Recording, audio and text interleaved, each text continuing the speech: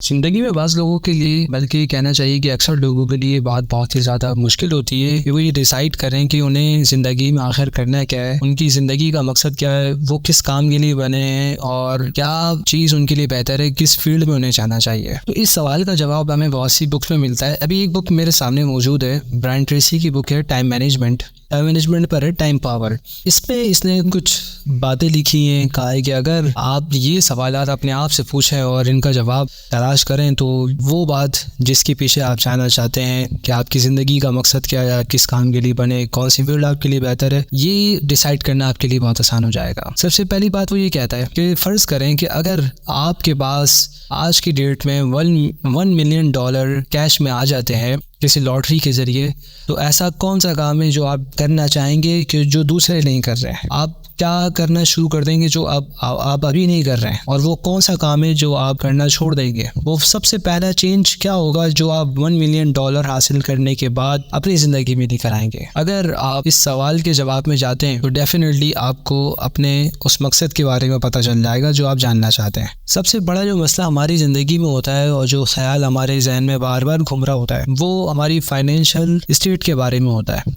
हम माली तौर पर परेशानी का शिकार होते हैं, फ्रस्ट्रेशन का शिकार होते हैं और यही समझते रहते हैं कि हमें पैसे की ज़रूरत है। दर हकीकत हमें पैसे की नहीं बल्कि किसी मकसद को हासिल करने की ज़रूरत होती है। तो फ़र्ज़ कर लिया अब इस एग्जाम्पल से जो अब मैंने आपके सामने जिक्र की है, आपके पास पैसे आ जाते हैं तो इसके बाद आप क्या करेंगे? डेफिनेटली आपका दिमाग उसी चीज़ की तरफ जाएगा जो आप हासिल करना चाहते हैं। असल में इस सवाल के पीछे कि आपके पास $1 मिलियन आ जाए, ये चीज़ आपके फेलियर के खौफ को ख़त्म करने वाली है। अगर आपको ये फील होने लगता है कि हाँ मेरे पास वो पैसे आ चुके हैं, तो फियर ऑफ फेलियर के नाकामी का जो खौफ हमारे दिलों में बैठा हुआ है वो ख़त्म हो जाता है और फिर उसके बाद डेफिनेटली आप ये डिसाइड करना आसान हो जाएगा कि आप कैसे ज़िंदगी गुजारना चाहते हैं, आप क्या बनना चाहते हैं। फाइनेंशियल वरीज यानी माली परेशानियाँ हमारे दिमाग को क्लियर कर देंगी जब ये हमारे सामने ना हो। दूसरा क्वेश्चन जो वो कहता है वो ये कहता है कि फ़र्ज़ करो कि तुम अपनी बायोग्राफी खुद ही लिख रहे हो, अपनी स्टोरी खुद लिख रही हो अपनी ज़िंदगी के बारे में, और अगर वो तुम्हें आखिर में पसंद नहीं आता तो तुम डेफिनेटली उसको फाड़ कर फेंक दोगे और नया स्क्रिप्ट लिखोगे। इस तरह करने से तुम्हारे सामने अपनी ज़िंदगी का जो लॉन्ग टाइम पर्सपेक्टिव है वो सामने आएगा, वो मकसद जो बहुत बड़ा है। ज़ाहिर है कि ज़िंदगी में दिन और रात हमेशा एक जैसे नहीं रहते। आज आपका मकसद कुछ और होता है, 2 साल के बाद मकसद कुछ और होता है,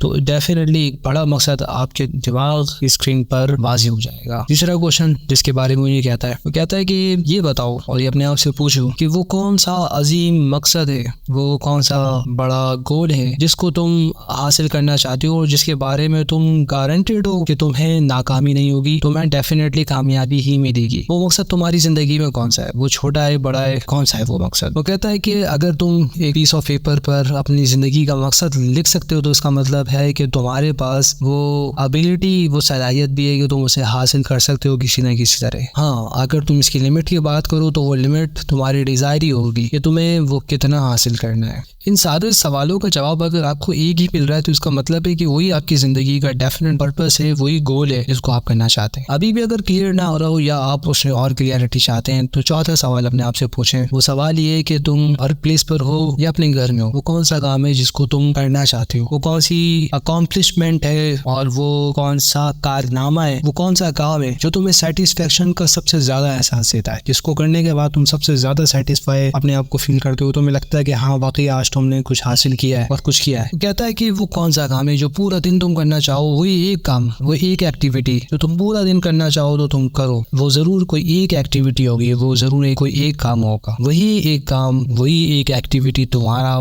पर्पस है, वही ऑब्जेक्टिव है। असल में जब हम जिंदगी में फ्री होते हैं ना, क्या लेंगे अपने काम की जगह पर, और हम उस काम को करना चाहते हैं, वो बार बार करना चाहते हैं, वही वो काम होता है जिससे हमें मोहब्बत होती है, जिसको करने के बाद हमें थकन का एहसास नहीं होता, और यही वो काम होता है जिसका टैलेंट हमारे अंदर मौजूद होता है कि हम उसमें कामयाबी हासिल कर सकते हैं। अगर कोई शख्स अपने वक्त को और अपनी ज़िंदगी को सही तौर पर ऑर्गेनाइज करना चाहता है, टाइम को सही तरह यूज़ करना चाहता है, तो वो इसी तरह के टैलेंट और एक्टिविटीज़ को अपनी लाइफ के अंदर इंटीग्रेट कर दे, शामिल कर दे, तो डेफिनेटली वो उसके अंदर पीक परफॉर्मेंस हासिल कर सकता है, एक बड़ी कामयाबी। मतलब इस बात को तुम यूं समझो कि अगर तुम्हें कोई ऐसी जॉब मिल जाती है, कोई एक ऐसा काम जो तुम्हारे टैलेंट, तुम्हारे इंटरेस्ट से मैच करता है, तो उसमें तुम 2 साल में ही वो कामयाबी हासिल कर लोगे जितनी कि तुम 10 साल में उस काम में कामयाबी हासिल करोगे जिसमें तुम्हें इंटरेस्ट ही नहीं है। हो सकता है कि 10 साल में भी वो कामयाबी ना मिले, तो 2 साल में उस काम में मिल जाए जिसमें ज्यादा इंटरेस्ट है। इसके बाद जो 5वां क्वेश्चन है, ये बहुत ज्यादा क्लियरिटी दे देता है हमारे माइंड की।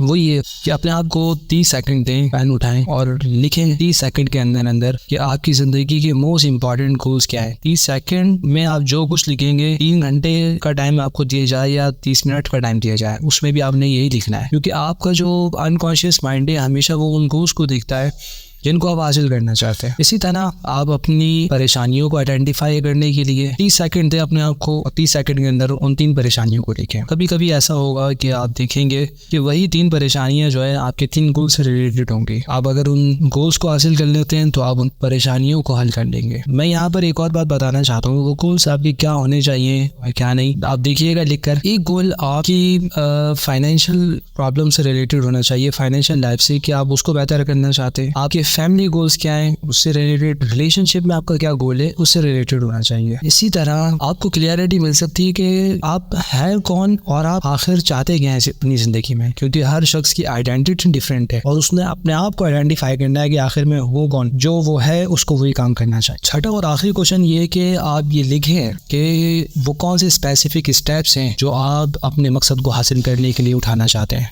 अगर आपको अपने गोल के बारे में पता है लेकिन उसे हासिल कैसे करना है ये नहीं पता, तो इसका मतलब है कि आप एक ऐसा घर बनाना जा रहे हैं जिसका ब्लूप्रिंट आपके पास नहीं है, जिसका नक्शा आपके पास नहीं है, और बगैर नक्शे के आप उसको बनाना चाहते हैं। सोचिए कि वो कैसा बनेगा। जैसा आप चाहते हैं डेफिनेटली इसके ज़्यादा चांसेस है कि वो वैसा नहीं बनेगा। तो जितनी ज़्यादा डिटेल अपने प्लान के बारे में आपके पास है, वो कौन से एक्शन है जो आपने लेने हैं, जितना ज़्यादा आपको इसका इल्म है इतना ही ज़्यादा आसान हो जाता है आपके लिए अपने गोल्स को with in short period of time हासिल करना। मुख्तसर से मुख्तसर वक्त में उसको हासिल कर लेंगे, वरना होगा ऐसा कि आप निकलेंगे रास्ते पर, मुख्तलिफ रास्तों पर गुजरेंगे अपनी मंजिल तक पहुंचने के लिए, जहां आपको 30 मिनट चाहिए थे हो सकता है 3 घंटे लग जाए। सो वीडियो अगर पसंद आई हो तो इसको लाइक करना, कमेंट करना, शेयर करना भूलना नहीं है आपने।